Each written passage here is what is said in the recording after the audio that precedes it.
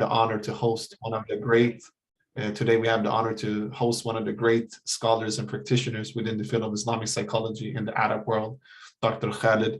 I will present you more thoroughly very shortly.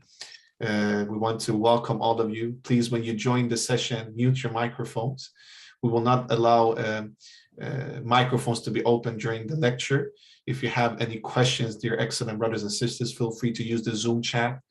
We will have about an hour lecture with Dr. Khaled, and afterwards we will have 30 minutes for Q&As and questions and answers. So we will also share some links in our Zoom chat, one link to our Islamic psychology resource sharing group that ISIP facilitates. If you're not part of them, feel free to join. We will also share a feedback form so that we can get some of your nasiha regarding what you think of the lecture today. Your nasiha and feedback is a big benefit for us. So please feel free to answer some questions. We really appreciate it, dear excellent brothers and sisters. We will also put some links of how you guys could come in touch with you. So if you want to join the ISIP movement or organization or our local or regional chapters, you're more than welcome to contact us. It will be such an honor to have you all with us as part of our movement. So this is a little bit it, and I'll start by just doing a short presentation regarding ISIP and also to present my dear colleagues that are helping with the facilitation of the event today. So Bismillah. So today's lecture, let me go back to the previous slide. So today's lecture will be about introducing the comprehensive psychological theory in Islamic psychology with Dr. Khaled Al-Jaber from Saudi Arabia. Bismillah ar-Rahman ar-Rahim. So we'll just start to present today's agenda. Dear brothers and sisters, we'll start by reciting Surat Al-Fatiha, and then we'll do a short presentation of ISIP, and then we'll hand out a certificate of appreciation both to our beloved Murabbi and teacher, Dr. Khaled, but also to all of you great members and participants of the lecture today. Then we will listen to the lecture with Dr. Khaled, and we will finalize with some Q&As and a closing dua, inshallah. So let's start by reciting Surah Al-Fatiha. Bismillah.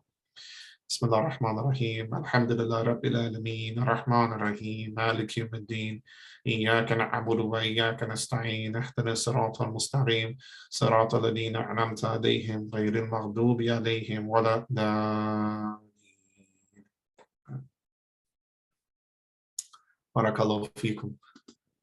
So let me go to the previous slide. So today's ISIP moderators and facilitators, it's me, Sayyid Jamaluddin from Sweden, your brother. I'm a licensed counselor and student of Islamic psychology at the CMC, the Cambridge Muslim College in UK, also doing my master's program in clinical psychology at Lund University in Sweden. Together with Sister Fatima, we're the co-founders of ISIP, the International Students of Islamic Psychology. We also have with us some of our volunteers and great colleagues in ISIP. Sister Zainab is one of the volunteers today. She's the task force facilitator for ISIP's disability group. She's also doing her Islamic psychology studies at Al-Balagh Academy. And it's such an honor to have you with us, Sister Zainab, doing an amazing job. We have Sister Mariati from Singapore. She's one of the task force facilitators for ISIP's local chapter in Singapore. She's also been active in the mental health field in Singapore for many years and doing an amazing job within the ISIP movement and generally within mental health support. We also have Sister Shireen. Please forgive us, Sister Shireen, your name is not here today. Sister Shireen is a task force facilitator for ISIP Southern Africa. She's an educational psychologist. And mashallah, you're doing such an amazing work. We also have Dr. Noreen from ISIP India. She's the task force facilitator. She's also trained in Unani Tib and doing an amazing job for ISIP in the Indonesian context. And we have many other brothers and sisters from the ISIP movement with us. So barakallah fikum for joining. And of course, Sister Fatima as one of the co-founders. She's also studying to become a spiritually integrated psychotherapist. And thank you, Sister Fatima, for all the great jobs that you're doing for the movement. So some of our Zoom etiquettes, dear excellent members, participants, brothers and sisters. Keep on mute when not speaking. No recording or screenshots are allowed. We will upload the recording in our YouTube channel afterwards. Sister Maria, colleagues will share the Sister Mariati and our colleagues will share the link to our YouTube channel as well, so you can subscribe if you wish. Questions will be asked in the chat. And if you would like live transcription, please click more. So for all of you who want to have live transcriptions, if you check your Zoom, there is a button called More. If you push there, perhaps Sister Fatima, you can explain this briefly because you're more educated than me.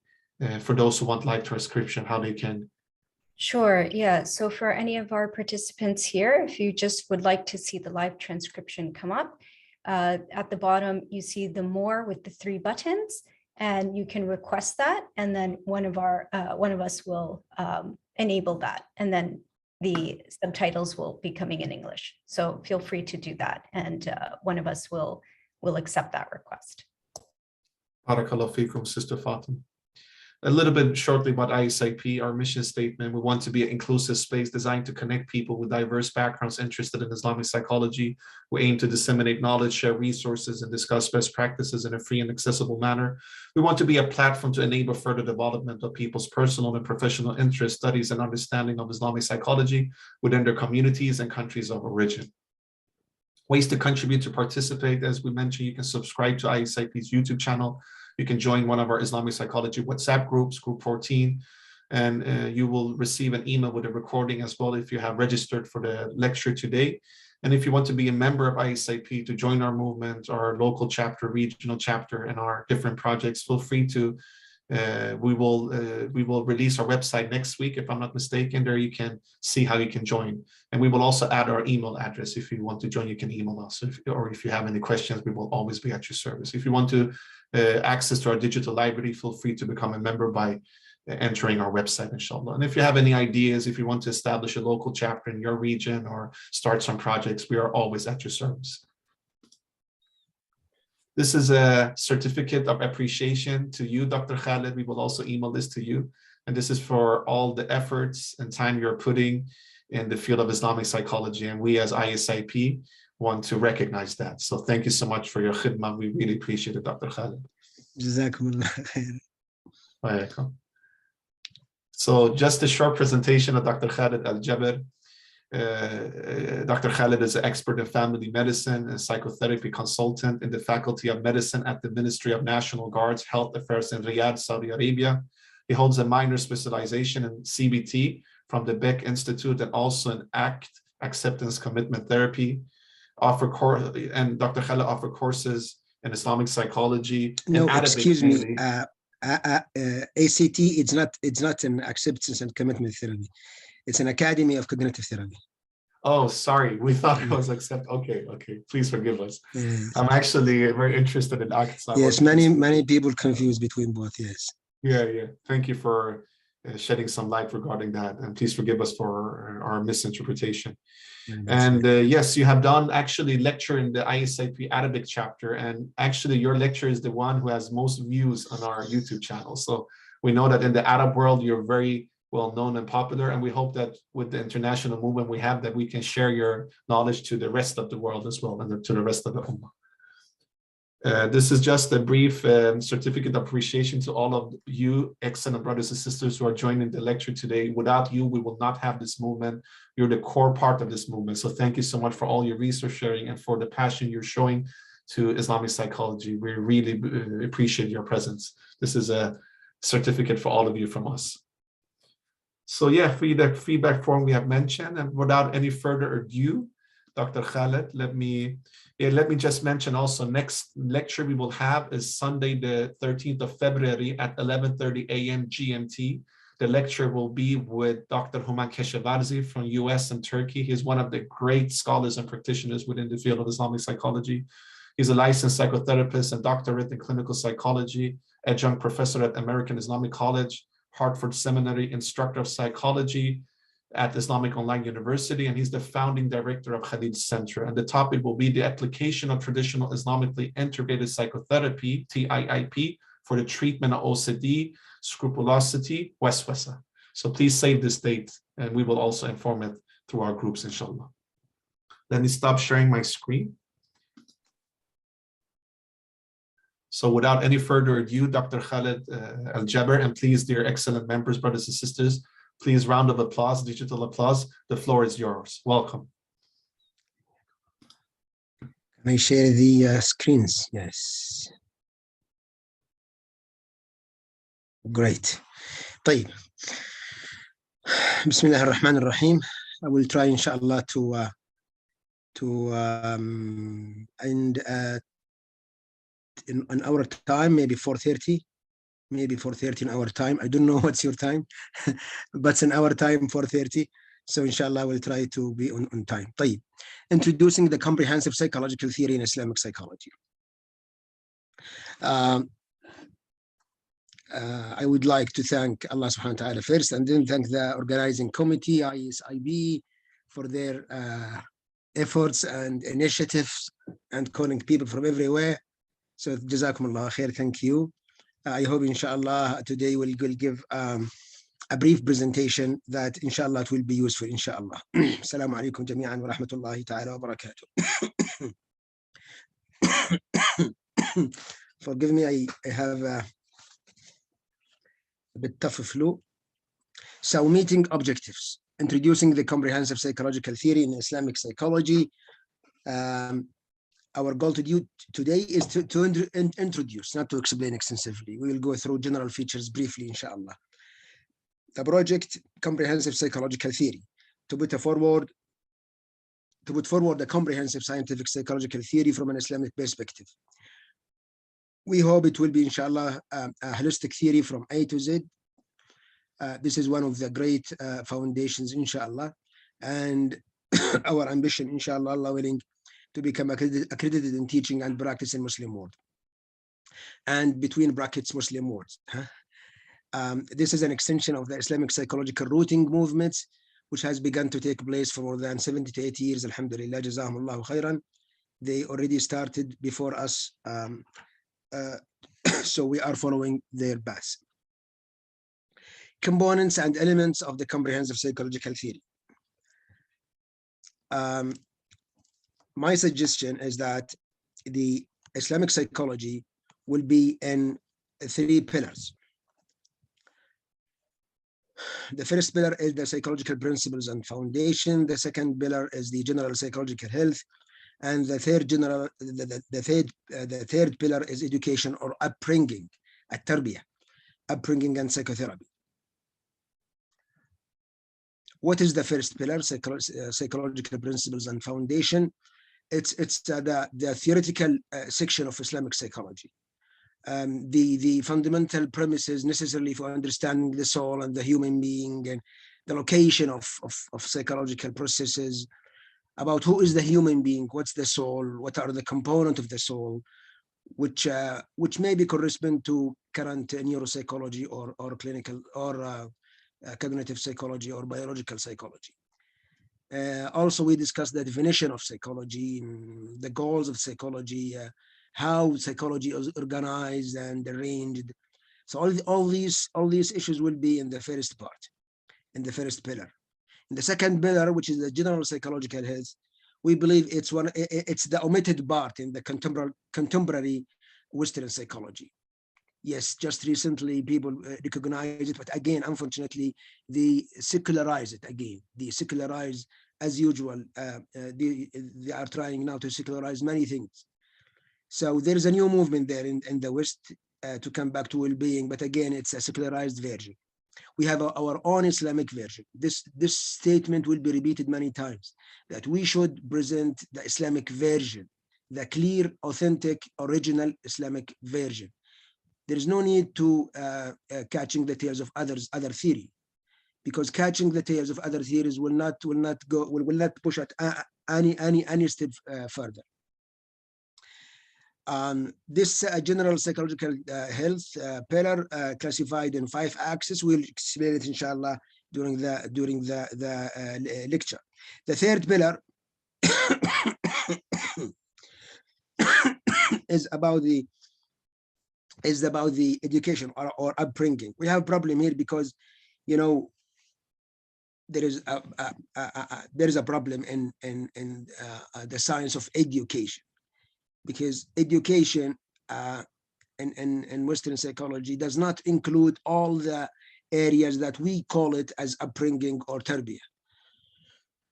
So, and this is this is a very important issue. So we added here to psychotherapy. So it's not only psychotherapy, psychotherapy plus upbringing or how to upbring not only kids, how to upbring yourself, how to upbring the community, and so on. We will explain this, inshallah. We'll explain this shortly, inshallah. Let's go in details about these three pillars. The first pillar is psychological principles and foundation. The first pillar of Islamic psychology that we suggest. There are many chapters here in this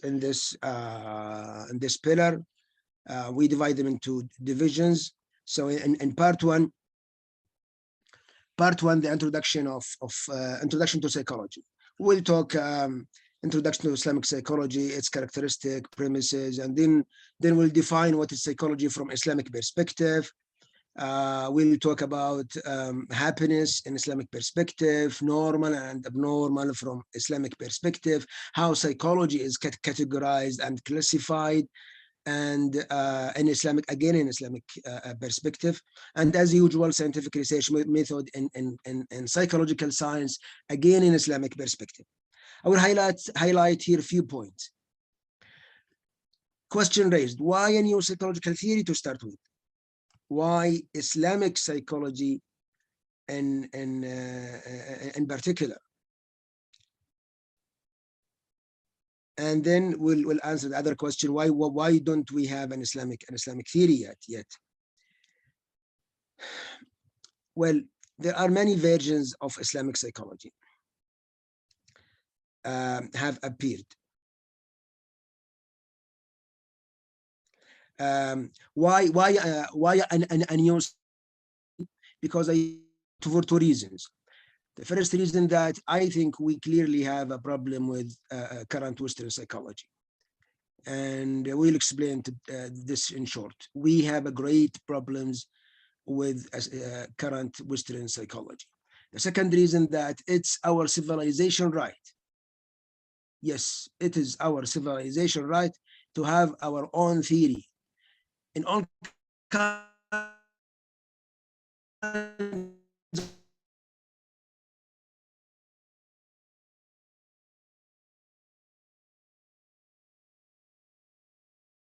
psychology, especially that Islam is very rich about many issues related to human being, happiness, soul, psyche, mind, many things. So there are two reasons for this.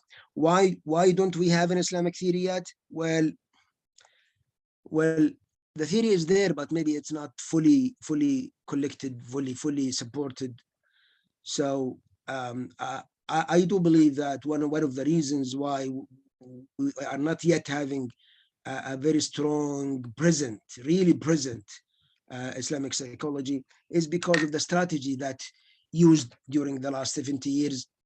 Most of these strategies were fragmented. Most of the efforts were fragmented.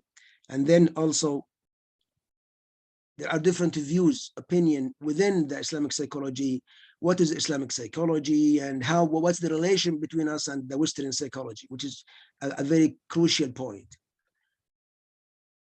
Is it independent relationship, or it is a cooperative relationship, or it is a following relationship, which is the main three approaches in Islamic psychology. Here, in my view, that there are guiding principles of Islamic psychology, because many versions of Islamic psychology have appeared. What are the distinguishing characteristics of this initiative in particular, and what are the conditions for coming out of the comprehensive Islamic psychological theory? I do believe there are four guiding principles. Principle number one, that we should start from the Islamic ontological and epistemological characteristics or features. Unless the Islamic psychology practitioner or worker or researchers, scientists, unless they are crystal clearly aware about what is the Islamic ontology, what is the Islamic epistemology, and how Islam related to the higher concepts and the belief system, and very clear what is the difference between Islamic ontology, epistemology, and the Western ontology and epistemology. Without this is clear in the mind, I think the Islamic psychology will be will not reach the optimal goal. Second, we have to realize the real problems in Western psychology. We have to realize the real problems in the Western psychology. The real problem in the Western psychology is very clear, that the whole science, psychology, is built in a platform of a philosophy, a comprehensive, holistic philosophy in the West, that is the materialistic philosophy, non-religion philosophy, or the life that can be religionless. We believe that life can be very okay, even if it is religionless. So I'm not talking about atheism by its own as a belief system. I'm talking about a philosophy of how religion is involved in our life, how religion is involved in our daily life, how religion is involved in our sciences, including psychology. I know, in the West, they have their own problems with different religions and different experience, bad or good, I don't know. But in Islam, we didn't have this crisis, we didn't have this clash between science and religion. So psychology is, from day one, was a science that is not related to religion at all. Religion is not part of psychology at all, and so on. During time, for the last 100 years, yes, maybe some branches within some branches within the Western psychology, they are maybe more tolerant with religion, but the whole philosophy is still the same. The whole philosophy is still the same. The materialistic objectivism philosophy. Third, I think that the third guiding principle is the clarity of project work strategy. We have to be very clear how Islamic psychology should go through. One of the most important issues is what is the relation between Islamic psychology and other psychology, especially the Western psychology. Are we just following them? Like, for example, Islamic cognitive psychotherapy, Islamic psychoanalysis, Islamic behaviorism, Islamic mindfulness, Islamic so on. This kind of Islamic psychology, I do believe, is not the right way. The right way is to have Islamic psychology as it is. As what I mean by as it is written in the books during the first 10 centuries in Islam, during the golden times of Islamic civilization. There are hundreds of books written by Muslims, scholars. I'm not talking about Balkhi book. No. Balkhi book is just one among 500 books. Inshallah, after 2-3 weeks, I will have a presentation in Arabic. I will give an overview of all the books written in Islamic psychology during the first 10 centuries. Putting in mind the wide definition of Islamic psychology. Islamic psychology, I know people, they like Balkhi because he talk about depression, anxiety, and OCD, but this is not Islamic psychology. Or at least this is not the only Islamic psychology. Many people wrote excellent good books in many areas of what should be part of Islamic psychology, and inshallah we'll come to this. The guiding principle number 4 is commitment to the Islamic vision in all branches of psychology. When we come to the rules of self-reform or purification or self-tazkiyah or whatever, we have to follow the Islamic vision. If we come to understanding the nature of the man, the nature of soul, psyche, mind, we have to present it from the Islamic vision, point of view, perspective. If we are coming to explanatory models of health and illness, we should also come present it from the Islamic perspective. This does not mean that we don't share anything with any cultures. No, there are many commonalities between cultures. There are many commonalities between cultures, but also there are many differences. Also, there are many differences. So these are the guiding principles. Now, how we should, produce this theory. It should be multi-phasic, multi-methodology. The phase one, which is very important, I spent almost 10 years on phase one. The collection classification phase of raw material, from Islamic references, early scholars, Islamic writings, and collect them as they are, as they written, from their own perspective, from their own language, and it's in Arabic. So you have to know Arabic to produce a good Islamic psychology. Phase two, then write the theoretical books. I think writing books is very important. And then phase three, testing these premises and assumptions, testing it by research and experiment as usual.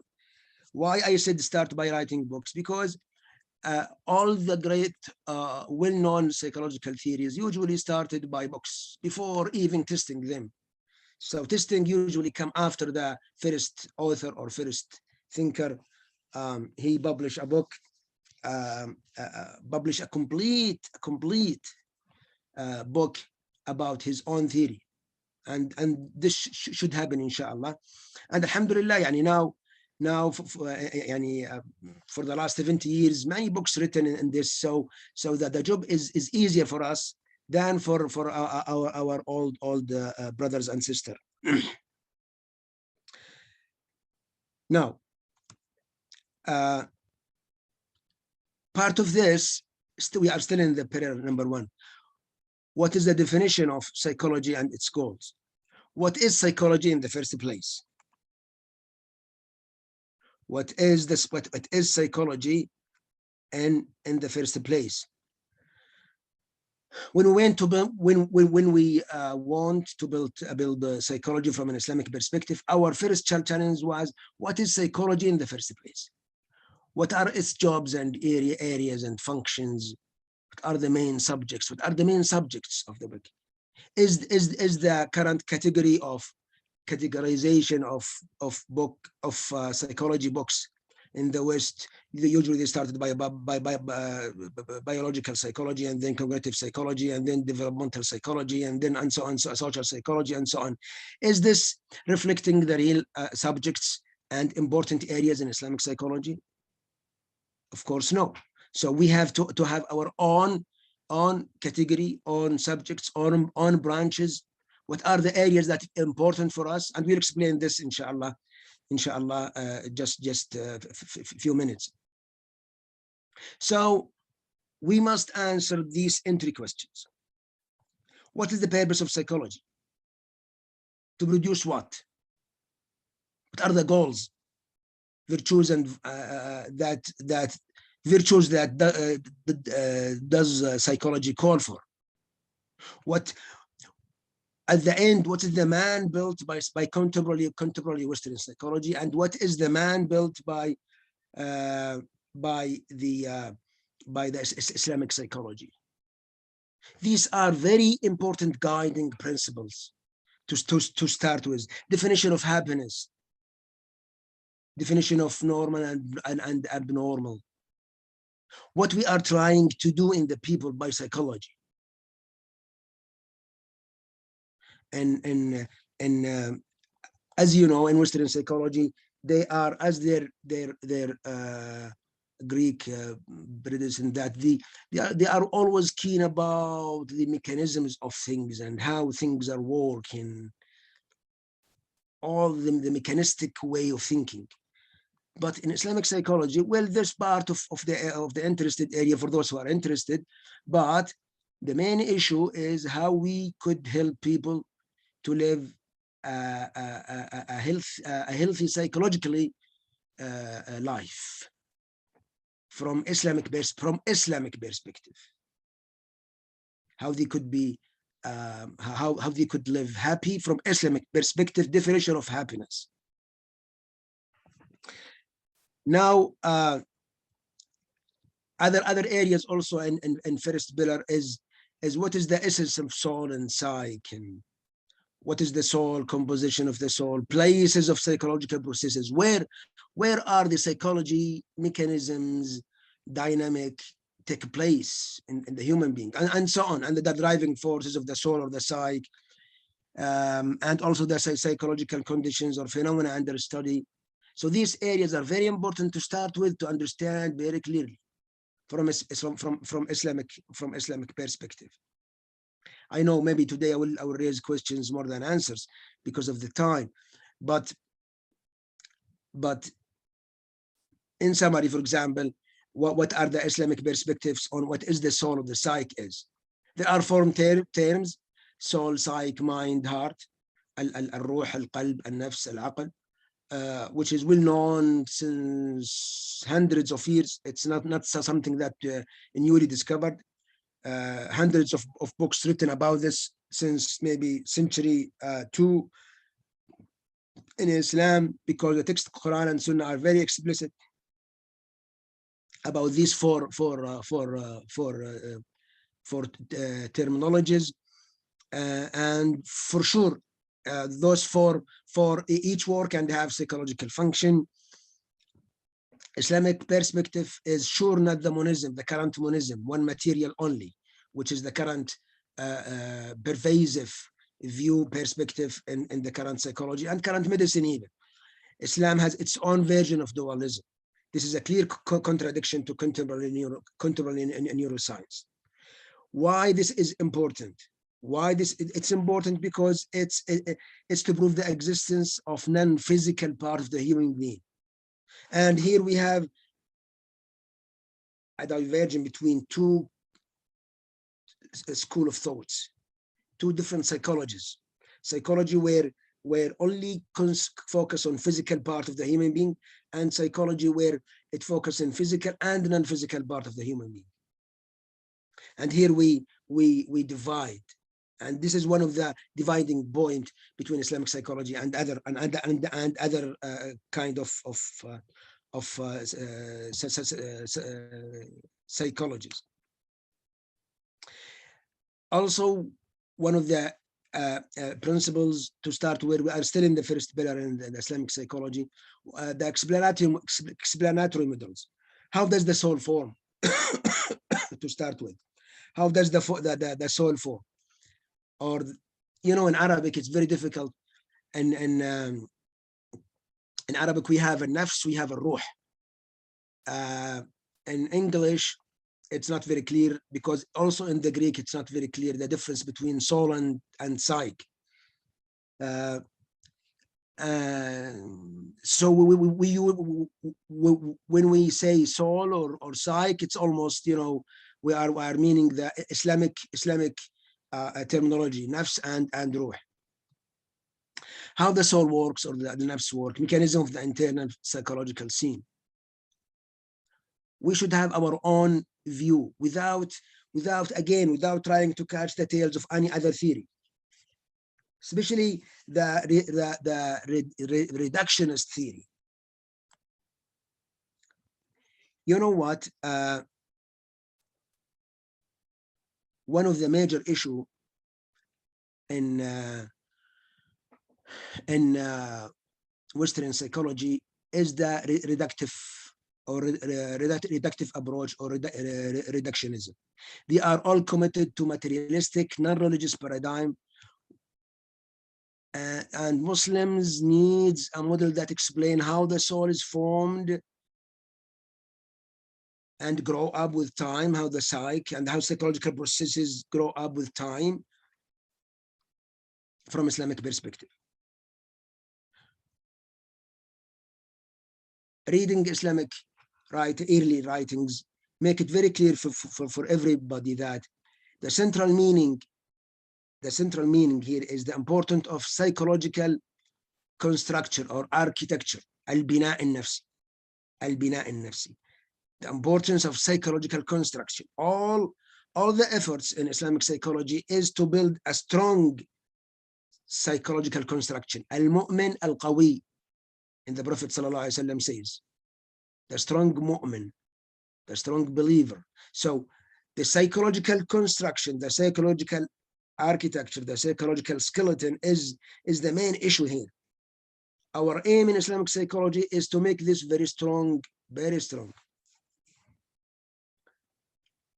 To achieve the goal and purposes of Islamic psychology. المؤمن القوي. And based on this, this psychological construction or architecture, it should be, from Islamic perspective, to avoid the reductionism, it should be different extended paths, multiple systems, multiple factors, and all of them to be sorted out according to the evidence. So we will never say negative thinking, for example, as the only explanation. We will never say that the unconscious as the only explanation. And even negative thinking, we have our own version of negative thinking, because it's my subspecialty, the cognitive psychotherapy. Negative thinking theory is very old, as everybody know, but it has multiple versions. I know that many people, they like cognitive therapy, and they believe that cognitive therapy is Islamic or almost Islamic. I'm not saying yes or not, but I'm saying I'm just trying to introduce an idea that we should not follow any theory. We should just only present Islamic psychology as we understand it from the writings of early Islamic scholars. And from that point, we will find that the idea of negative thinking is not prevailing at that time. What is prevailing is knowledge, al-ilm, knowledge. And knowledge and negative thinking looks like they looks like each other, but in fact they are from different paradigm. The negative thinking is from the paradigm of brain and mind, while the knowledge is from the paradigm of ruh and qalb and aql also. Now, what is the psychological construction that we just mentioned? Yes, I forget to show you this slide. As we said, this is the psychological construction at the middle, and all the efforts is to build this construction, this architecture, this skeleton, the whole psyche skeleton. And there are areas, there are something that we're born with, which is fitra, for example, and others, not only fitra is only part of it, but also others. And let me use this. So this is the fitra and others, and these are the external factors, internal factors, and the places, I mean, nafs, aql, ruh, and this is the psychological construction. Now, what is the component of this construction? A very important area that we are entering in Islamic psychology, areas and spaces that many psychological theory either afraid from entering it or they don't want to enter it.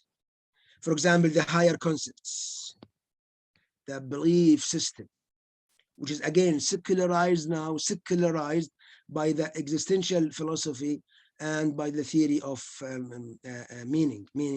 theory of meaning. And many people say, oh, meaning theory is, or meaning therapy is Islamic. I'm not saying yes or no, but again, please don't follow the tales of any other psychology, any other theory. Now, so very important in Islam, very important, is to start from the higher level, start from the higher concepts, the belief system. If you manage to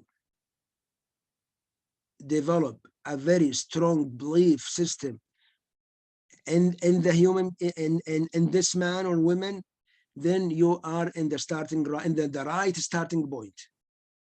Why? Because the belief system itself, belief system about what is why we are here and what is life, about Allah subhanahu wa ta'ala, about the time frame of our life. Is it only in this earthy dunya or no? It's not only in this earthy dunya and this earthy life. No, in this life, and there's another life. So the day after principle is very important in many issues in building this strong psychological construction that can stand during crises, calamities, and so on. The second issue is the life concepts and rules of living. We'll come to it, inshallah. We'll explain it, inshallah. And then the third is the building psychological traits, building good relationship, and coping with difficulties, calamities, and crises. I will not explain it now because I will come to each one of them in details just shortly, because they are very important in Islamic psychology. Now, let's go to the second pillar, which is the general psychological health. The general psychological health. Yes, these are the 5 components of psychological constructions. Certainty of faith and serenity of worship. Good self-psychological qualities. Formation of successful, stable relationship. Good life and balanced life living. Dealing properly with the crises and calamities. Do you know from where I take these 5? By reviewing all the early Islamic writings, and I noticed that all of them almost, with different interest and depth, talk about these 5 areas. Many of them talk about the importance of faith and worship in building a good psychology, a strong psychological architecture skeleton. Many of them talk about our relation to life and how this relation to life is very important in our psychology. And we'll come to it. We'll come to it, inshallah, short. Now, let's go to the first one. I'm trying to make it short because of time. Certainty of faith and serenity of worship. Faith is one of the psychological forces driving man. This is both innate, substantial, authentic, and shows the difference between psychology in the Western perspective and psychology from Islamic perspective. In many schools in psychology, they say that solutions are within the self. You have the mind, which has all the solutions. The mind will make you think right. The mind makes you solve your problems. The mind adjusts your behavior, and that's all you need. We don't agree with this. We do not derive our strength from ourselves. No matter how intelligent, endurance, smart, and wise, man cannot lean on himself alone. This because that will carry him a great additional burden above the human energy. And all the, the current Western psychology is self-centralized, care of yourself. You are strong, you are enough, you are independent, you can do whatever, assert your thing, assertiveness, actualize yourself, respect yourself, confidence in yourself. So the self is the focus of everything in psychology, in the Western psychology. And did this work well? Can man stand alone, as some early philosophers says before? No, man cannot stand alone. Man cannot stand alone. What does faith do good for us psychologically? the role of higher concepts and beliefs and knowledge of God and psychological health in general. This path is one of the great features of Islamic perspective. The role of higher concepts, belief system, it's very important. We always have to start with this. We always have to start with this. Second, which is a'mal al-qulub, the works of the heart, the movement of the hearts by faith, love of Allah subhanahu wa ta'ala, and many they call it in Arabic a'mal al-qulub, the works of hearts. This type of psychological phenomena is very important, and no less important than the feelings and emotions circulating in contemporary psychology. In fact,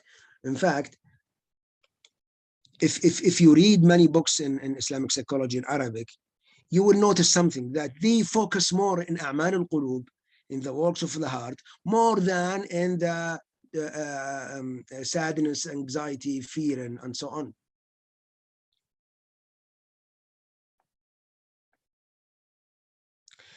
Third, why faith and worship is good for us psychologically?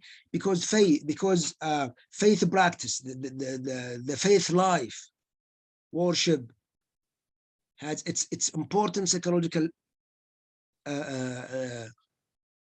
role and effect. The serenity of faith is a constant trait. It helps us in crisis and compensate for loss. We don't need mindfulness. We don't need relaxation exercises for of all kinds. They were all known for hundreds of years. Did any of our authentic early scholars use them in the golden time of Islamic civilization? Why? Because the civilized superiority make them look at such psychological products from other cultures with dispensing eye. And we have a lot of programs that, for example, Sakina program. We should work on this. We should work in our assets, instead of trying to find an Islamic mindfulness, Islamic exercise, relaxation, and we keep following others for almost the last 70 years. I remember once one of the well-known authors. Now you know them. You know him by name. He said that to be recognized, you have to be different. To be recognized, you have to be different. Now, the second part of the psychological architecture is the good self-psychological qualities, الصفات النفسية الذاتية. Acquisition of good psychological qualities and the disposal of bad psychological qualities. I know the issue of good and bad in current psychology is a statement that is not noising well, not sound well.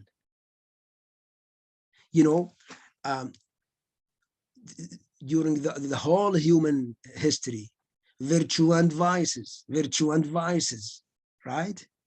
Where are they now? Deleted, missed. They don't like the issue of good and bad, but this is part of real psychology. We collect all the characters and qualities, akhlaq, and again, why akhlaq, morals, are deleted from psychology?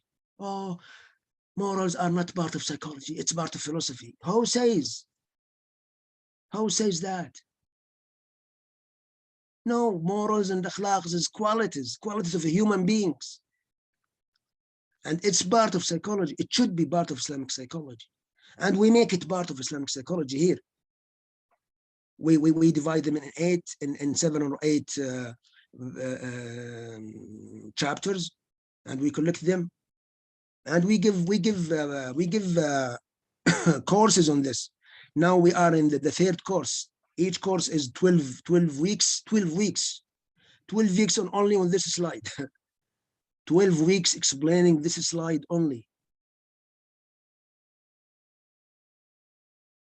And we are now yani, in the area of in the phase of trying to do research on this, but this will take time. Then the third issue, the third axis in psychological architecture or psychological health is the formation of successful, stable relationship. It's very important. Our early scholars have taken a great interest in the relation with the people. And this interest originated from the interest of the Prophet Muhammad ﷺ himself. And they usually classify the morality into different divisions. One of them is morality with people. Psychology cannot be dissociated from morality system and social principles. No way. Human general psychological life is linked to others. I'm not talking about social psychology, no, because the topics discussed in social psychology is not that areas that we are looking for. The axis number 4 is the good life and balanced living. There are two lifestyles. The contemporary lifestyle, a noisy life, the breathlessness that barely stands to rest, the life of a production line. Adrenaline happiness, materialistic lifestyle, religious drought, weak moral aspects, and the human meanings. Greed for the most, looking forward to what is not for you, frantic racing in the sensible phases of life, high ceiling expectation and requests of life, and looking for more and more. Anxiety is generated. Compare this with the serenity lifestyle, the kind of life based on simplicity and an uncostly life, happy life without noise and tension, straight life without deviation, successful life with no damage to the inside, no tense, gasp, exaggerated attachment, and high expectation ceilings. With happiness that is derived from variety of resources, get rid of extravagance and noisy life. Again, many people ask for specific techniques to gain comfort and relaxation. The answer I always say to them, the system of instantaneous comfort does not represent the real spirit of Islamic psychology. Our strategy is to achieve results through sustainable ways, which make a profound difference. They are not an instantaneous analgesics. The five axis. We are still in the pillar number 2 of Islamic psychology. Dealing properly with the crisis. What I noticed that we found that dealing with the crisis was a psychological issue that was strongly present in the psychological writings of early scholars. As-sabr, al-rida, al-taslim. As-sabr, being patient, is an almost fundamental chapter in any Islamic psychology early writings. Patience, satisfaction, acceptance. And for example, there's a very difficult issue in translating Arabic to English. As-sabr is not patience, but we have to translate it to patience. Al-rida, what is rida? Satisfaction, contemplation, so on. At-taslim, what is it taslim? Is it acceptance or not? So it's very difficult to translate these words from Arabic to English to give the precise Arabic meaning. Now, what is the vision of contemporary psychology on coping with the crisis? Coping theory, problem solving, and good thinking, right?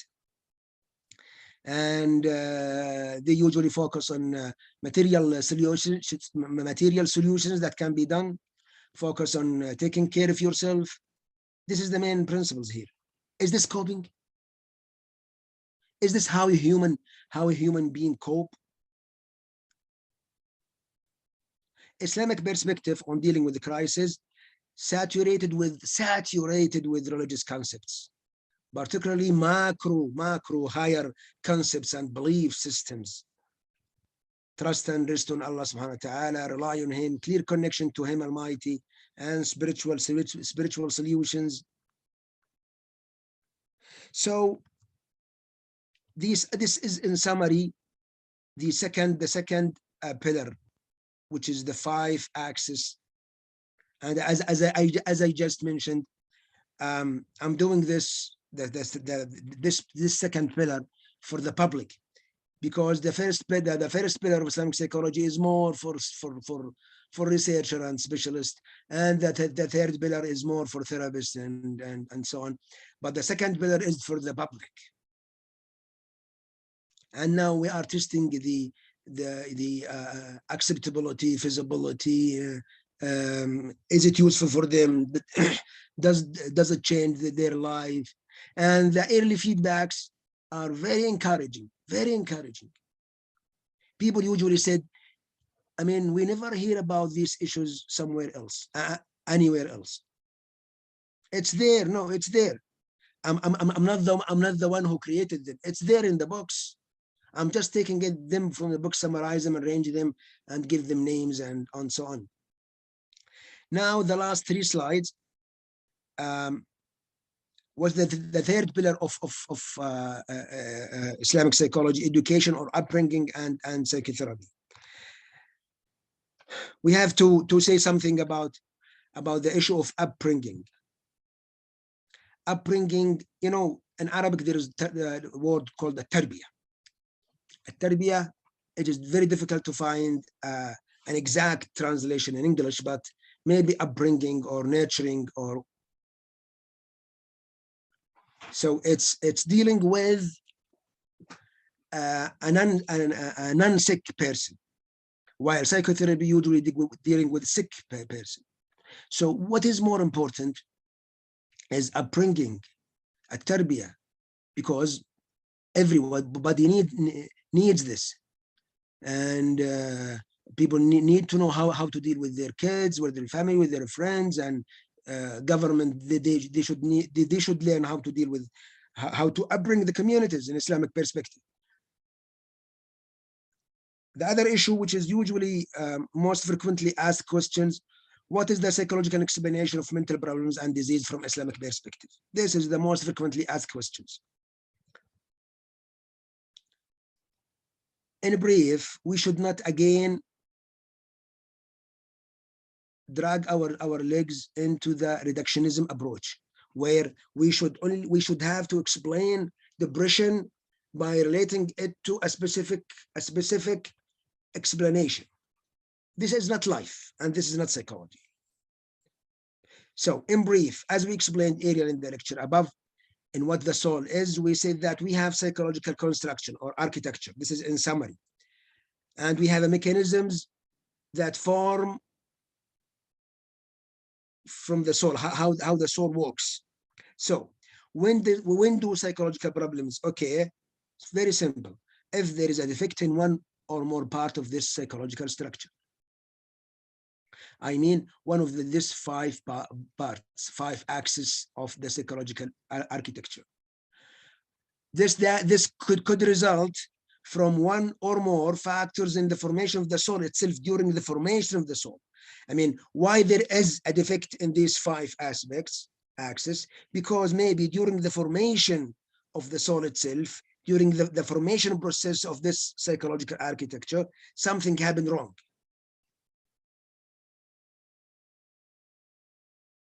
Now, the last issue is ways of conducting psychotherapy. Maybe this is the most frequently asked questions. Give us the Islamic techniques in therapy. We need Islamic techniques in therapy. Well, let's think about it deeply. There are different levels here. Level 1, the ways and application that currently called techniques. By the way, the term technique by itself is philosophical. because techniques came from behavioral sciences where everything is mechanical. But let's just bypass this. There are general ways that well known in early Islamic writings, which is called al-ilm wal-amal, knowledge and action. Knowledge here is not negative thinking. No, knowledge is from Islamic paradigm, and action is not behavior. It's from Islamic paradigm. There are correlations and area of mixing. That's fine. It's okay. And there are many different sub-methods. One of the most major, most famous way is what they call it causes or reasons. Causes and reasons from early writings like Al-Harith al-Muhasibi, year 200 in Arabic. Year 200 in Arabic calendar. He wrote many books. He is one of the early writers in psychology, and he usually talk about this causes and reasons. Causes and reasons now is almost similar to what the cognitive psychologists call it negative thinking, but from different way of approaching, completely different way of approaching. Level 2 is the trilogy of purification, ثلاثية التزكية, purification. المراقبة والمحاسبة والمجاهدة, well-known famous model, monitoring, accounting and striving. المحاسبة والمجاهدة والمراقبة. These are not specific methods or techniques. They are almost an approach of dealing with oneself. The level 3 is work on this psychological construction. I mean different axes. So we work in axis 1, 2, 3, 4, 5. The 5 axis in the psychological construction. So we have methods, and we have approach, and we have axis, and then fourth, we work on more than one dimension, which is very important. To be Islamic psychology, it's not only just we treat for example, in CBT, we treat the problems in very mechanical, pragmatic way. But why? Because in capitalism, we have to return this man again to the production line. He has to be happy to go back to the factory, to the capital life. So, but in Islam, no, it's not only that we treat these symptoms. We should, once he is sick, he should be renovated completely, almost. And because this is total renovation is difficult in the clinics, so we have to think about our own way of doing things. Now, do I have 4 minutes to give an example of depression model? Yes, Dr. Khaled, please go ahead. Okay, so in the last 4 minutes, we'll talk about the depression treatment model. Depression treatment model is the clearest model. Why? It's because easy to install any case on these 5 psychological construction and axis mentioned earlier. So the problem can be either in the first part, in the faith and worship. How it can affect. Today I have a case that almost in this area where a lot of questions about what is life and so on. And the problem can be the second axis, where problem in the relationship.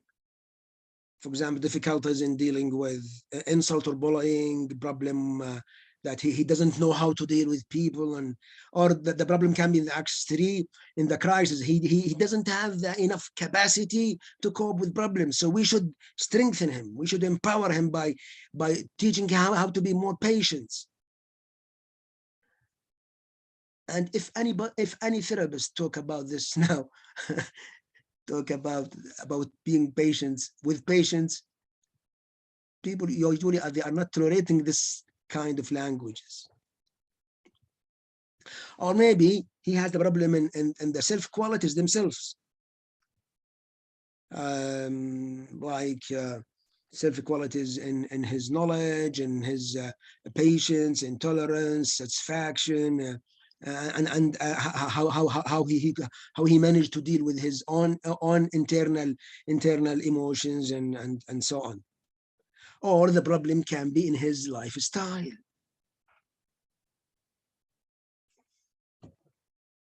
It's in Arabic, but I will try to translate it instantly. This is a patient that he sent me. He texted me today, and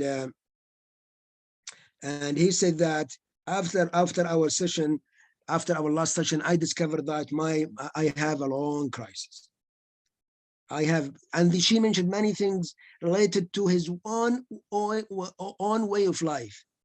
That she always looking for the best, and she cannot cope, and she is not looking for the she are not looking for the for the simple life. She need to live like that famous man or woman in the Snapchat or or in the TikTok. So people are not living an Islamic lifestyle, and they have problems psychologically and religiously, and they come to the clinic, to the CBT, where he fix only the negative thinking.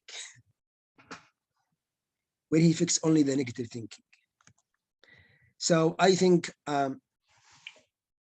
it's my last slide, and I hope, inshallah, I managed to explain my idea clearly. I hope, inshallah, it was clear, and please, I'm listening to your comments, corrections, additions. Jazakumullahu khairan. Assalamu alaikum wa rahmatullahi wa barakatuh. Jazakallah khairan, dear Dr. Ustad Khaled. MashaAllah. Round of applause, dear participants, excellent brothers and sisters. This was such an excellent presentation, Dr. Khaled. Thank you so much. So clear, precise, and yeah, a lot of thoughts and reflections. A lot of our members, brothers and sisters and participants, they have written a lot of questions, and they're also appreciating your contribution. Jazakallah khairan for taking your time, Dr. Khaled. Round of applause. Thank you so much. There is a lot of questions, Dr. Khaled, so I hope we can try to reflect and answer as many as possible. So I'll start with, actually, I personally thought that when you spoke about Western psychology as being self-centralized, this is so interesting, because sometimes we need to know why is Western psychology self-centralized. It's all about self-healing, or coming to self-realization without the knowledge, without the connection to Allah subhanahu wa ta'ala. So I was thinking about the history of rationalism and romanticism, and you went into something very interesting when you said that Western psychology and the CBT looks at the human being as a machine almost. We fix it so you can go back to the production line. And this is really something that we as mental health professionals in West are facing, So I really appreciated your sentiment there. It's so spot on. Barakallahu feekum. So Sister Zulekha from India, she is asking Dr. Khaled, what are the most read books that you would suggest an intermediate student of Islamic psychology should read, Sheikh Khaled?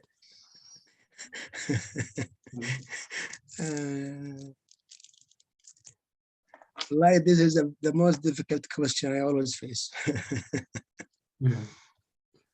Yes, there are, I'm not sure about talking about Arabic or English, but in Arabic, we have many books. Introduction to Islamic Psychology. Some of them, good. Some of them, inshallah. In English, for the last 5 years, many books published with different perspective, with different approaches. So you could, I will not name any book, but I mean many books written by some of them great scholars that came here to this movement, and they give talks. So, but I think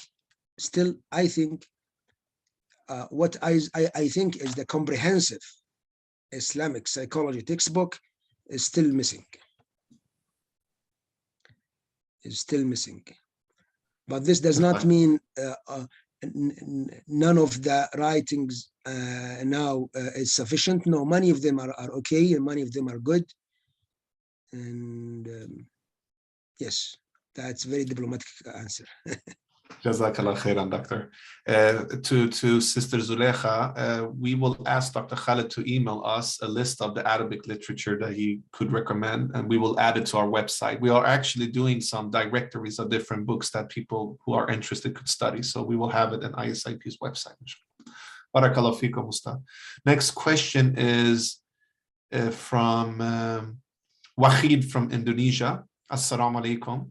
How to formulate a psychology education curriculum based on Islamic principles?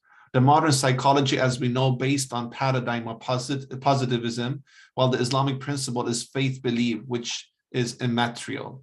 Jazakallah khairah. What is the first statement in the question? How to formulate a psychology education curriculum based on Islamic principles? Education curriculum, yes. You know, I have my own way of thinking about education in general. So based on this, if we are trying to have our own Islamic psychology education curriculum, so it has again to follow the Islamic psychology principles. For example, what are the main area in education that are more important from Islamic perspective? We know that in all the schools, they focus on this and on what they call it science, which is almost 60 or 70% of all the schools from day one till PhD focus on science, which is the mathematics and biology and chemistry and physics, believing that focusing on these areas of what they call science will produce more intelligent community that could do better for the community. But is this right from Islamic psychology? Or what is right from Islamic psychology point of view, that we need to also, in the same time, build more on religion, more in morals, more in conduct, more in Islamic etiquettes, more in Islamic way of thinking, more in Islamic relationship with others. So these are very important in educating kids and upbringing kids and in education in general. If we come to how we could have a diploma, for example, or a bachelor degree in Islamic psychology, I think if for example, if somebody said, okay, if a universities volunteer and asking for a curriculum of Islamic psychology, undergraduate or postgraduate, how we could arrange it. If we follow the three pillars here presented in this presentation, we'll cover almost everything in Islamic psychology. But any student of psychology he should not only, from Islamic psychology perspective, he should not only study psychology alone. He should also study the Islamic knowledge and branches other than psychology itself, because these for example, he should know about Quran and tafsir, he should know about hadith and interpretation of hadith, he should know about fiqh briefly, he should know about aqidah, tawheed extensively, because all of these are contributing to Islamic psychology. So it's very difficult to have Islamic psychology bachelor degree without having a parallel curriculum with Islamic knowledge of Quran, tafsir, and so on. I hope I answered the question. That was a great answer, Dr. Khaled. And just to conclude, just add, what you're saying is so profound for us as seekers of knowledge and students, that Islamic psychology is an interdisciplinary science in a sense. As you say, there is different Islamic sciences who contributed to Ibn Nafs. So it's very important to have that in mind. It's not just as you said, study psychology and that's it. You need to have many of the other Islamic sciences as well. Thank you for reminding us, Sheikh. We really appreciate it. So Dr. Fatima Khurram from Pakistan, one of our colleagues, she's asking you, Dr. Khaled, are there any courses of some months duration that the good doctor is mentioning in English? And yes, you're doing some courses and programs in Arabic. Could you give us some information? We will also share it in our website and our groups as well. Yes, we do have, I'll just share you the slide. Inshallah.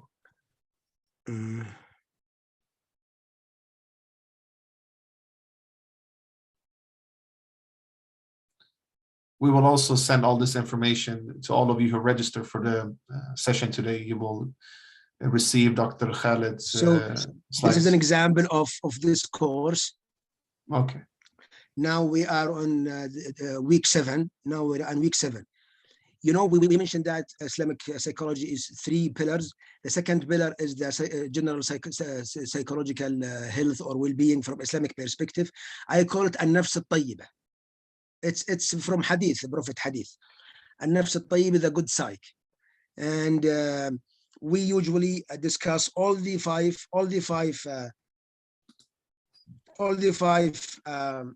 axes of Islamic architecture. We discuss it in depth. It's in Arabic. This batch is for women. We'll have another batch, inshallah, after Ramadan for men. It's in Arabic. We could share it with you, brother. And to be translated to English, it's possible, but it will be a very difficult task for me to translate all. It's almost 600 pages, so it's and the problem is not only the problem is not only translation. The problem is the accurate translation. Because even in Arabic, we spend the time differentiating between as-sabr and the rida and al-jaza'. And what is the Arabic scholars, early Arabic scholars meant when they said as-sabr, al-rida, al-jaza'? And what about tawakkul, taslim? So Arabic is the language of Islam. So translating it to another language is not easy. I know there are many books in translation, but I need to go through every single word by myself, and this take a lot of time. But inshallah, you will learn Arabic and it will be easy. Inshallah, we can, as ISIP, support you in translation in the future. We have actually a group that will work on translations and work. So even though maybe some words are not easy to translate, Ustad, we can do our best to find some. I think that will be great. Barakallahu feekum. We will share all information. For those who speak fluent Arabic, we will also share the programs that Dr. Khaled is organizing to all of you. So Dr. Khaled, Dr. Fatima is also asking, do we have a consensus explanation in Islamic paradigm for psychotic illnesses, schizophrenia, for example?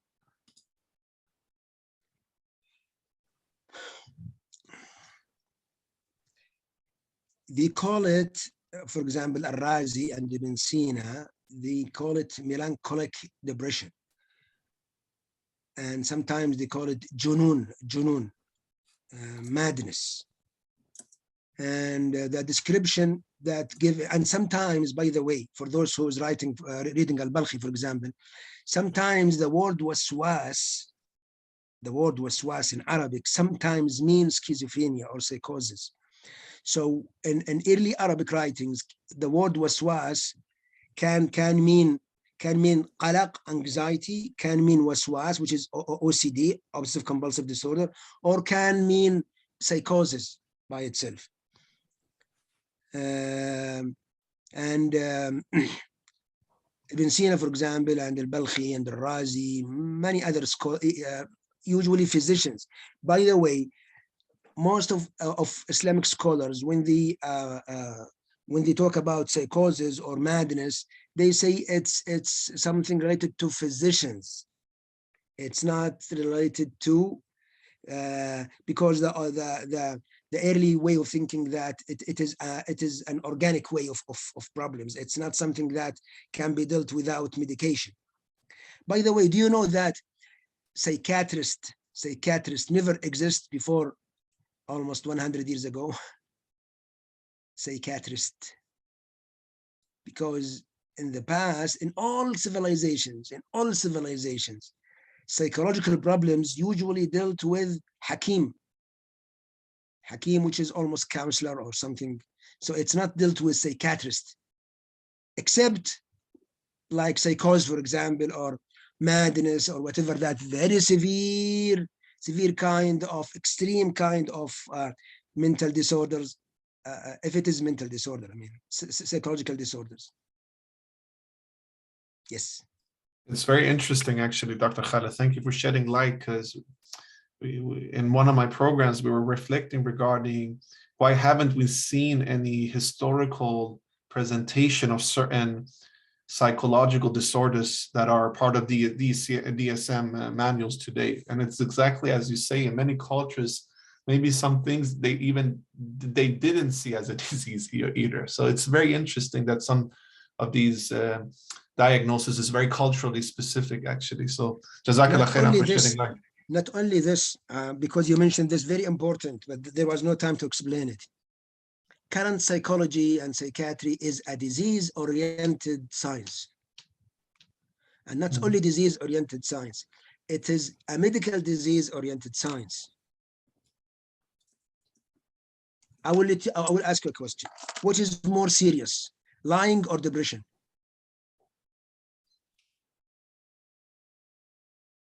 You want me to answer, Ustad? Let's see what the members answer. What do you think, members? I mean, what is more serious from Islamic perspective, lying or depression? Both are serious. Both are serious. Yeah. But lying is have double issue here, because it's your effort. You cannot lie. Exactly.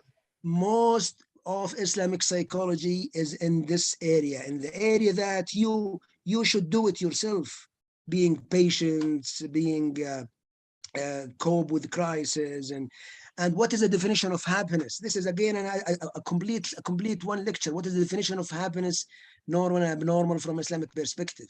Is it just only not having depression or anxiety, or what is the definition of happiness? And by the way, I use this concept in even in treating depression, that it's fine to have sadness if you have another way, another kind of feelings from the heart, like inside happiness, serenity, contemplation, rida, sabr, yaqeen. If you have these kind of feelings and emotions, even if you have depression and anxiety, this will make you more stronger. This will make you more stronger. So treating depression by only ameliorating the sadness, or it's not an Islamic way of doing things. Barakallahu feekum. Yeah, thank you so much. So true. Thank you, Ustad. So let's go to next question. Sister Fatima, which is one of the co-founders of ISIP, she is asking you, Dr. Khaled, can you further explain a little bit how the existential theory of meaning may contain some aspect we could accept or need to be cautious of? Can you again repeat? Yes, of course. So Sister Fatima is asking, can you further explain a little bit how the existential theory of meaning may contain some aspects we could accept or need to be cautious of?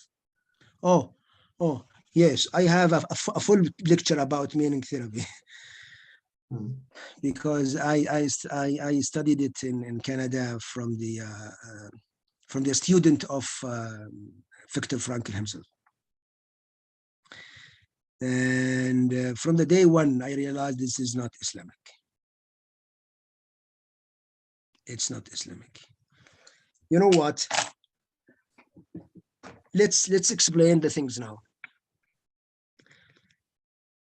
There are areas, please focus. There are areas during the whole civilization history of humankind, usually only protected for religions, only really discussed by religion and religious scholars and these things. When the existential philosophy came last century, they discuss areas where that was only discussed by religion, like calamities, pain, death, and how to accept the life and how to understand the life. But because they are completely atheism, I know there are non-atheism, existentialism. I know this. So I know somebody will say this. But the mainstream existential theory is non-religious, is almost atheism. And we know Nietzsche and Kierkegard and Sartre and all those kind of people. So they were discussing a very difficult issue that usually were only discussed by religious people from non-religious perspective, and they give solutions which are completely non-religious solutions. For example, how to deal with death. We know how Nietzsche and Kierkegaard, Sartre discuss this issue, that death is a biological phenomena that comes to every organism in this planet. So we have to accept it as a painful certainty. And how they come with anxiety, for example, existential anxiety, that who I am, why I am here, and what will be next. And they discuss it about anxiety. You know, the five principles of existential theory. One of them death, and one of them freedom of choice. What does the freedom of choice mean? That religion has nothing to do with you. You can build your own way of belief system. This is the exact meaning of freedom of choice, that you can build your own belief system without comments or suggestions from any other external forces, they call it, or authority. So in fact, they are secularizing a very religious concepts. They are secularizing a very religious concept. So why to follow them?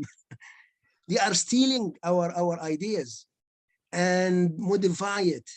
They are stealing our ideas, how to deal with death, how to deal with anxiety, existential anxiety, how to deal with very difficult questions in life. They steal it from religion. They give their own answers away from religion. Very difficult to accept this. One of them, you know, in our psychological architecture, we said we mentioned that the first axis is the higher concepts. What I mean by higher concepts, these areas, how a human being could live in this life without understanding why he is here, and is this life is the last life and the only life, or there's a life after? Is there a God governing the whole life, or it's just created by Big Bang and evolution theory? Without strong belief system in this area, from Islamic perspective, we will not have Islamic psychology. And people, they like meaning therapy because it has many techniques. Ooh, I dislike techniques. Therapeutic techniques. Give me a Islamic therapeutic technique. Especially the new grads, and because they were taught in therapy that therapy is techniques. Something you fix it. And this is why mindfulness become a mode now, because it's a very fixation way of doing things. And mindfulness is again non-Islamic. Why? Because it's meaningless. He said, observe without judgment. How I could observe without judgment? How I can observe without judgment? Attention and focus without, how I could do this? In Islam, we are, all our concepts are fully satisfied with meaning, with sabr, with raja, with tawakkul, with ihtisab. How I could make it meaningless? How I could observe? No, I can observe with patience, not without judgment. I could stand. So in sabr, for example, by the way, you know, mindfulness is Buddhism. So Buddhism is a kind of sabr. It's a kind of sabr, but it's a Buddhist version of sabr, where it is meaningless, mechanical way of sabr. But in Islam, the sabr in Islam, being patient in Islam, no, it's fully satisfied, saturated with meanings. I stand in face of pain. I stand in face of pain with complete tolerance and patient sabr and rida and ihtisab, accounting the rewards from Allah. And somebody said mindfulness is Islamic. So Islamizing psychological theory become like a trend, you know.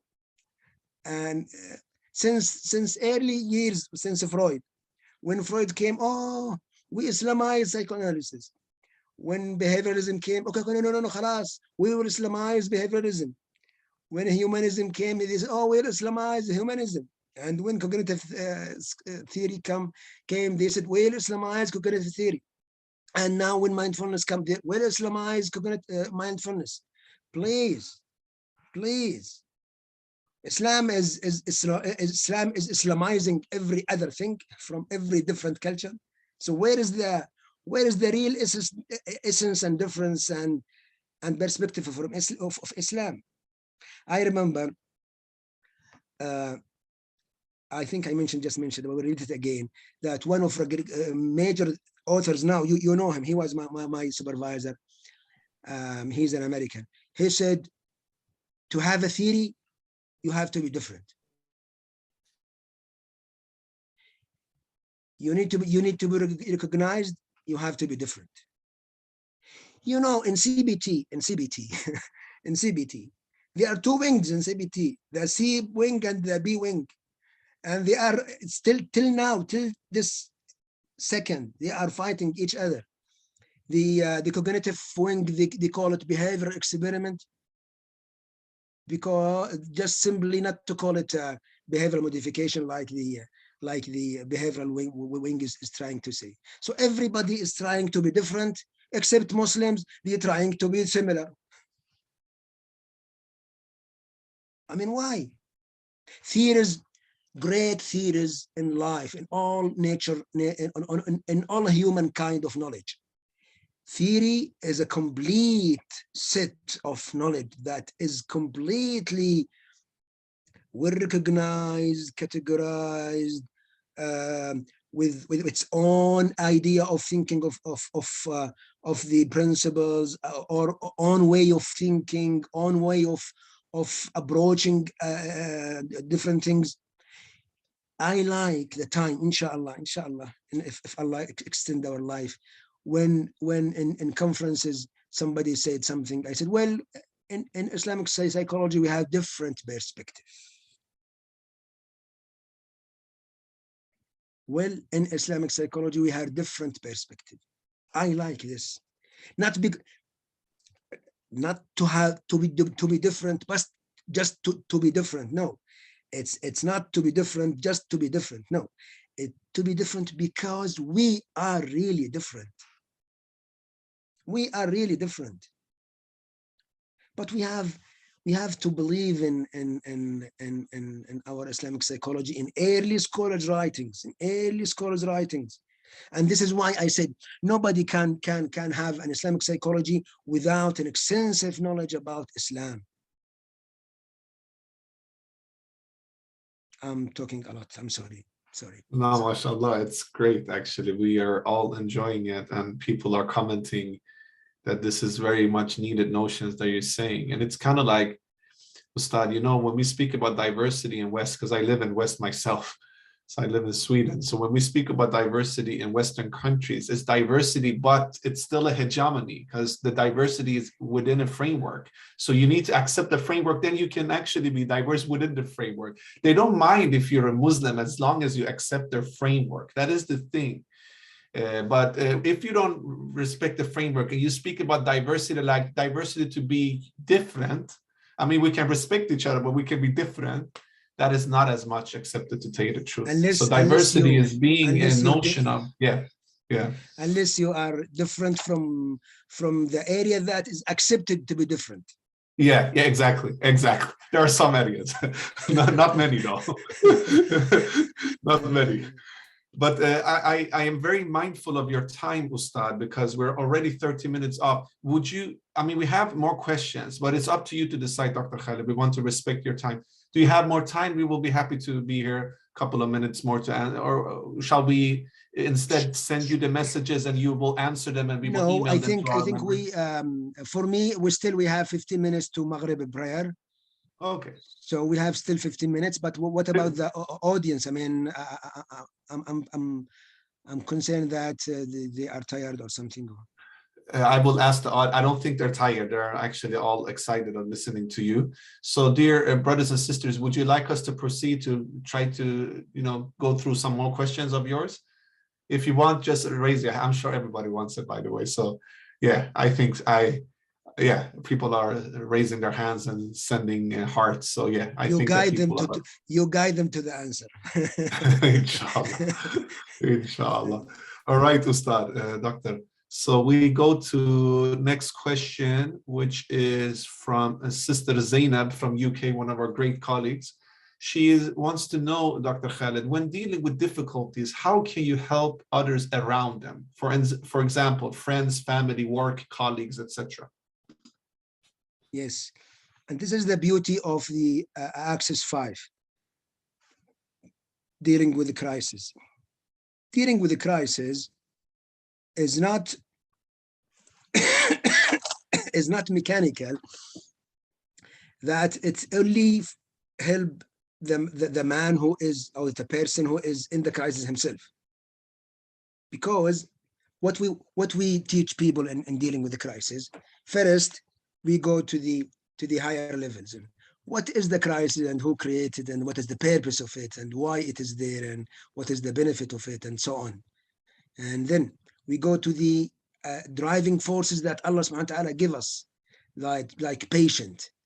That patient can be helpful for the person himself facing the calamities or the crisis and the people around him. Being patient, being rida.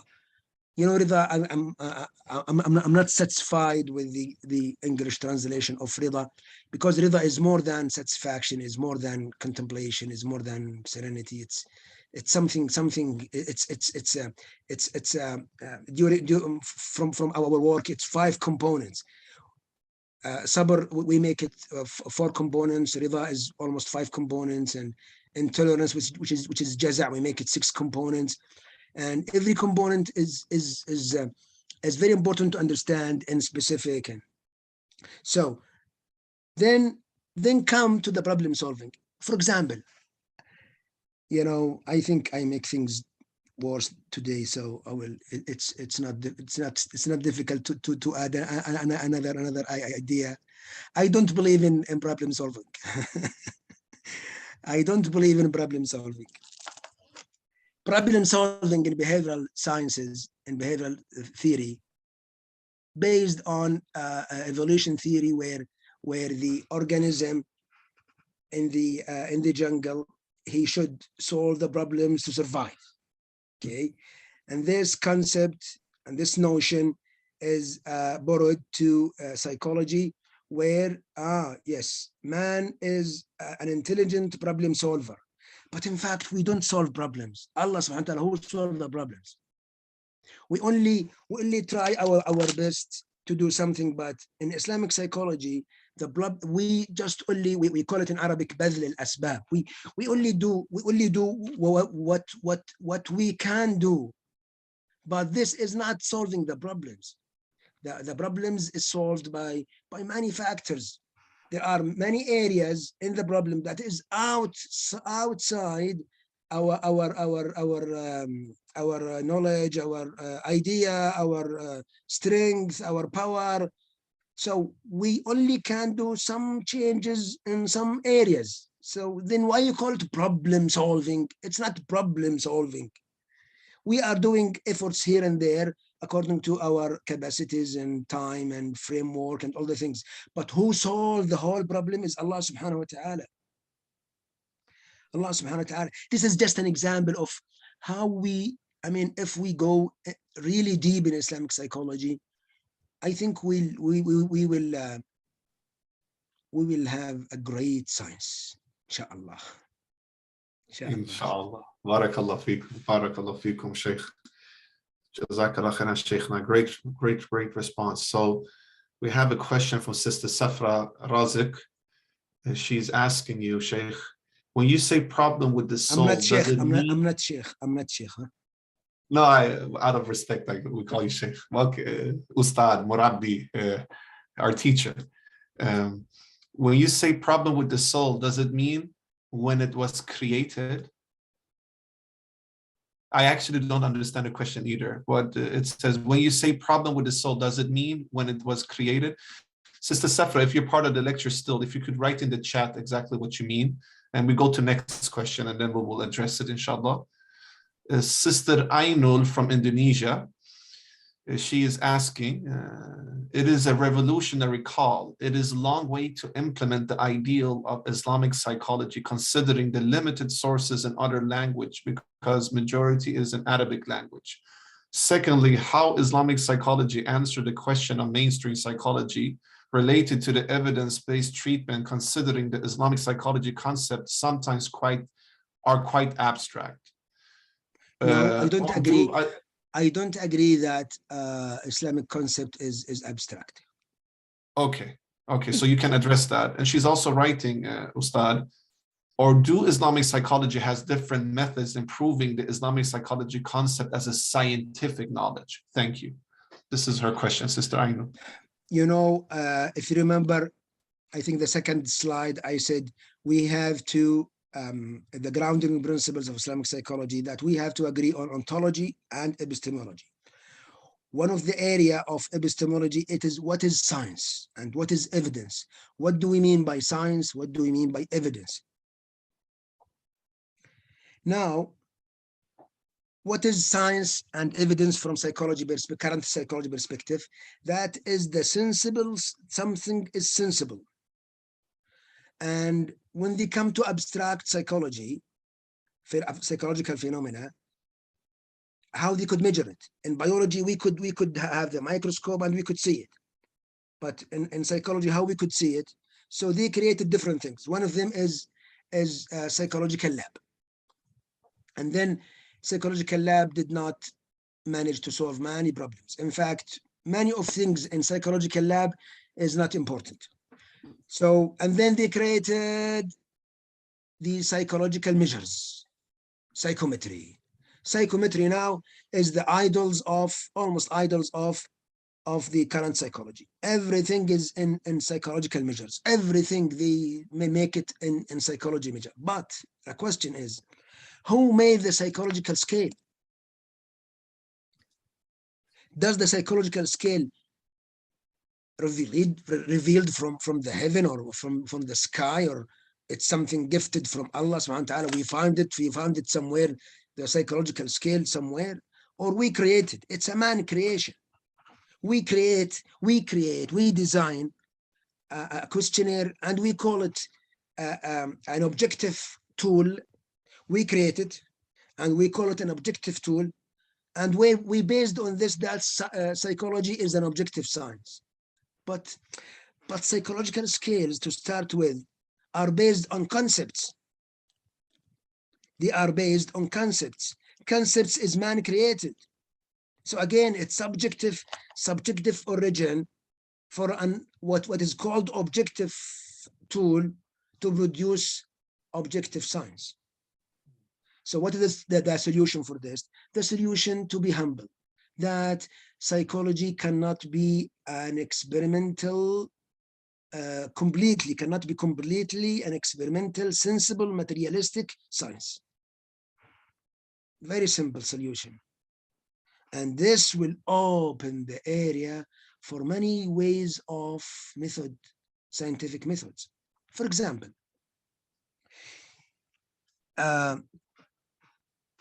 what is the name of that Russian behavioralist? Pavlov. You know Pavlov, the experiment of the dog and then the conditional reflexes and all the things. Huh?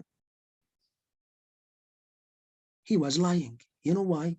Because this idea is well known for the farmers thousands of years.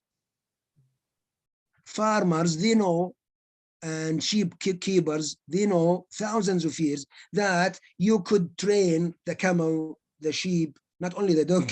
You could train the camel, the sheep, the goats, and everything. You could train them. When you ring the bell, that they come to the cage. So what this kind of experiment adds? In fact, it adds nothing except add something that psychology become an experimental science. So instead of having a small lab, a small room called psychological lab, to call it scientifically evidence research, we have the whole community as a psychological lab. We could create tools to observe the phenomena in the community instead of observing it artificially, superficially in the lab.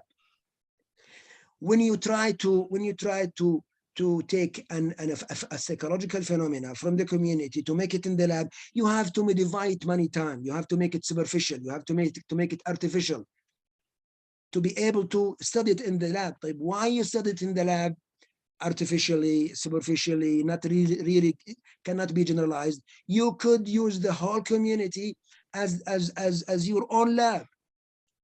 By this, you have to improve your own way of tools that could measure psychological phenomena in the community as precise as possible. I will repeat it, as precise as possible. Why I said as precise as possible? Because it's almost difficult, impossible to have complete precision in psychology. Even in the current psychology, they are lying, and we are following them, and we know that they are lying. We know that there is nothing precision 100%. I will tell you something.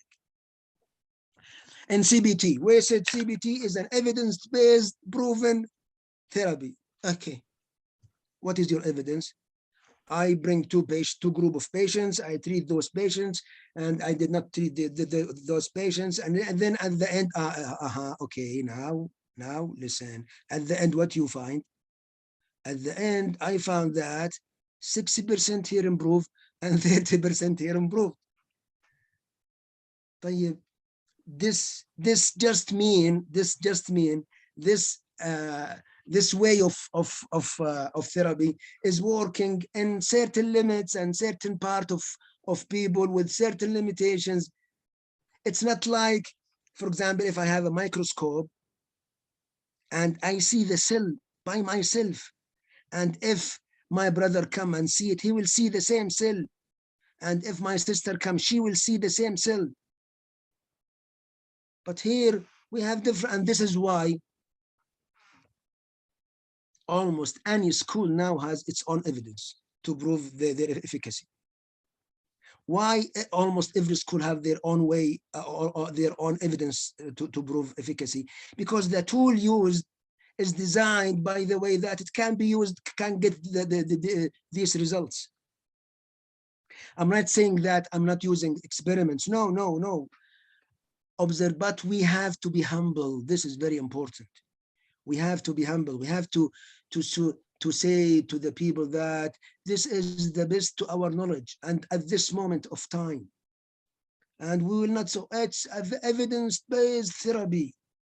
If it is evidence-based therapy, why only by IAPT, for example? You know IAPT in UK, only the average now, after 8 years almost, the average response rate is 50%.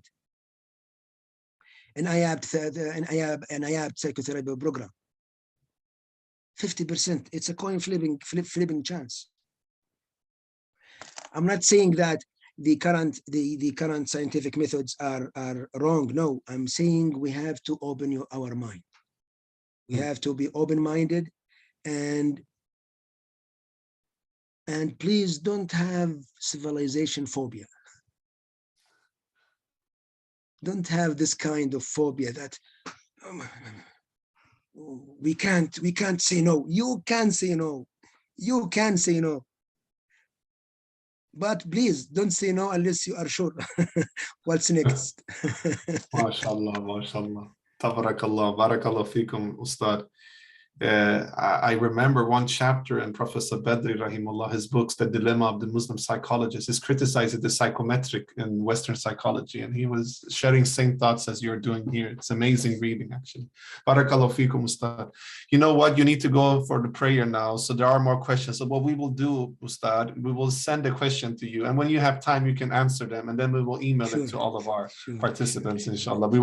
We're so grateful that you're giving 30 minutes more from your precious time. Thank you so much for being so generous with all of us students of yours. Inshallah, we will perfect our Arabic for those who don't speak fluent Arabic like myself, and those who speak fluent Arabic will be your students in the future, inshallah. And inshallah, ISIP together with you, we can collaborate and do more things in English for the international community as well. Barakallahu feekum, Ustad. If you allow me, I will just write my email here. Yeah, please. For those who are interested in giving me comments, corrections, I will be very happy to do so, to hear it. And if you want, you can send your email also to us, and we will email it to all those who registered as well. Sure. I will write it here now.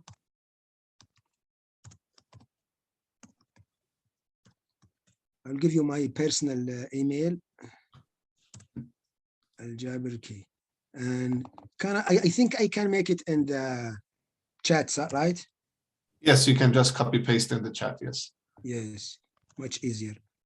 So this is the email. Please, anybody who has corrections, additions, please, jazakumullah khairan. Al-Jaber K. Al-Jaber K. Yes. Bismillah. Jazakumullah khairan for your 2 hours listening and inspiring. Jazakumullah khairan, mashallah, tabarakallah. And again, Jazakumullah khairan, brother, for your arrangement and mashallah, yani being with us. Assalamu alaikum wa rahmatullahi wa barakatuh. Wa alaikum assalam wa rahmatullahi wa barakatuh. Thank you so much, Ustad. Thank you for taking your time. Thank you all, dear brothers and sisters, for joining us today. We want to first and foremost thank Dr. Khaled once more for a great lecture. We will definitely collaborate more with Dr. Khaled in the near future, inshallah, both with our chapter in Arabic world, Dr. ISIP Arabic with Dr. Zubair and Sister Dina, Sister Ruwa, and Dr. Muhammad, but also with the international team. It was very enlightened. I think we all felt refreshed, and we hope to learn more from you, inshallah. Ustad, thank you. I also want to thank all of our colleagues who volunteered today. So thank you, Sister Fatima, Sister Mariati, Sister Shireen, Sister Zainab, and the rest of the team, and also to all of our members in ISIP, like Brother Murat, we're seeing your beautiful face right now, and rest of our dear colleagues. Thank you so much for joining. It's an honor to have you all with us from all over the world. We see that we have members from ISIP India, ISIP Kerala, ISIP Southern Africa, and the list goes on.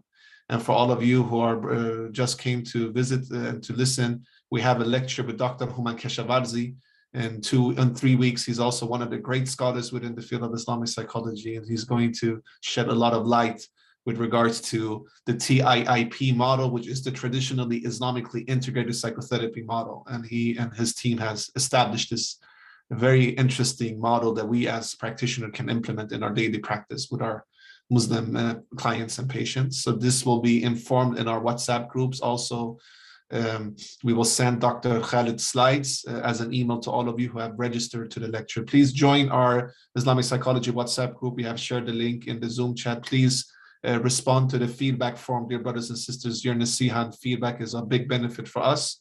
Please subscribe to our YouTube channel. We will upload the lecture with Dr. Khaled very soon there. And if you have any questions, I'll also share our email address, ISIP's email address, so that you can reach out to us. If you have any question, if you have any suggestion, if you have ideas of people you want us to invite to have lectures, we're open to everything. And if you're interested to join the movement, email us. And if you want to start local or regional chapters, we're much open to that. We're actually establishing ISIP in Russia with Brother Murat, which you are seeing here. So if you're from Russia, you're more than welcome. So yes, this is it for now. Thank you so much for joining. And by the way, Brother Murat, now you want to end with perhaps reciting Surat Al-Asr. Let's end the meeting. بارك الله فيك. أعوذ بالله من الشيطان الرجيم. بسم الله الرحمن الرحيم. والعصر إن الإنسان لفي خسر إلا الذين آمنوا وعملوا الصالحات وتواصوا بالحق وتواصوا بالصبر. سبحانك اللهم وبحمدك نشهد أن لا إله إلا أنت نستغفرك ونتوب إليك. آمين. Ameen. Ameen. Jazakallah khairan, brother, for blessing us with this recitation. Thank you so much, dear excellent brothers and sisters from all over the world. See you in 3 weeks and see you on our social media platform and WhatsApp. And please check out our website. It will be released in 1 to 2 weeks and become a member of the movement. So it's an honor to have you all. And we'll try to let Dr. Khaled answer the rest of the question. Please forgive us for any shortcomings. We're a movement and organization and people and myself. Please forgive us for my errors, and all the good comes from Allah subhanahu wa ta'ala. Have a great continuation of your day. Assalamu alaikum wa rahmatullahi wa barakatuh.